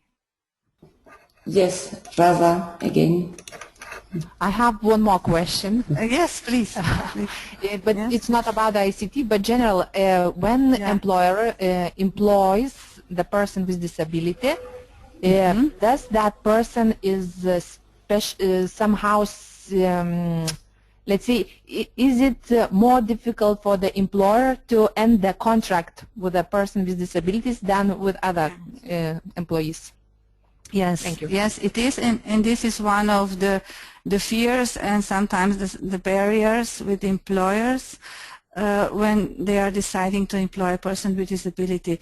Well, it is not impossible, but they really have to prove that they cannot offer this certain person with disability a suitable work with them anymore. It is possible to fire a person with disability or finish the contract, but it has to go through some government or state commission. And this, since this is possible, there were quite a lot of discontinuations of employment contracts with people with disability, despite this commission, because sometimes the criteria is not very clear. Okay. Thank you. Okay. Does someone else have a comment or about what you heard and saw? How you see it transferable to your practice or your country? Yes. Any comment from Netherlands? We have a lot of representing there. Okay, yes. Seems not. Okay. No, Andrea, it seems that I don't have any more. And well, Ron, actually. Voilà. Okay, Ron. Hi, Ron, please go ahead. Andrea? Yes, yes, Ron. Hi, Ron. Hello. I have a question for you, but it's not especially on this particular guy going to work, but more about the companies you contact with. Our experience in Holland is that the companies that are at this moment willing to cooperate with us are very much against a quota system. And that's a bit a problem for us. So how is that in Slovenia? Do you have the same experiences? Well, as vocational rehabilitation service providers, we only see the benefits of the quota system. I'm not sure how the companies themselves are really seeing it, but since they have a lot of opportunities to pay in this fund, or to have the substitute quota, so I don't. There were no actually activities from their side about eliminating the quota system or something like that. So, and yeah, so we only see the benefits. Well, sometimes yeah, it could be sometimes a problem because there are quite a lot of incentives for employers that perhaps the interest of employing persons with disabilities would be also too much because of these incentives, but in the end they are not so high that they would somehow enable a company to employ a person with disability only based on these incentives, even if they are really high. But as far as the quota system is concerned, it works at the moment because it comes also with other things, not just the quota. Okay, thank you. Okay, welcome. So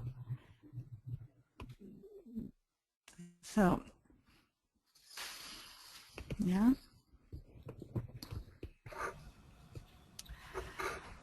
So if there are no questions, then we could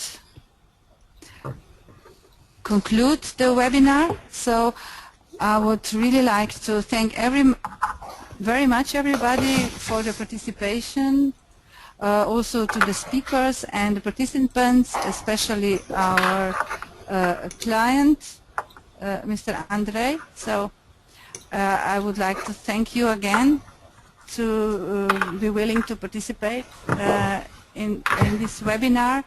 And we are really looking forward to participating in the last webinar, which will be hosted by Plurin, the Netherlands. So it will actually take place exactly in 1 month, on 21st of November. So perhaps Ron would like to say something and invite you, or... Well, Andrea, today I saw what a hell of a job it is to organize a webinar to keep your mind with the things that are discussed. So, well, we are very lucky to be the third in a row, you know, doing this. So we can use our experiences to try and do it better. But we saw what you did. We saw that there has been a lot of work put in it. So thank you for that.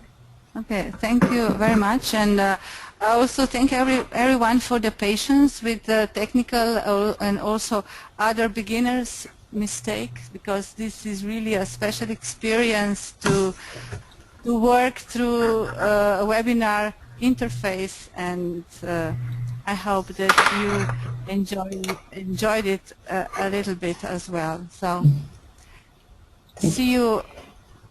Yes, I would like to say. See you next time. So, and now, Cynthia. Yes, Andrea. Thank you. I would like to thank you for for organizing the webinar, and to thank all the participants, especially the external participants. So I hope that you enjoy the webinar and you get a bit the feeling of what we are doing with the Learnabil-IT project. So everybody is invited to attend also the webinar on the 21st of November.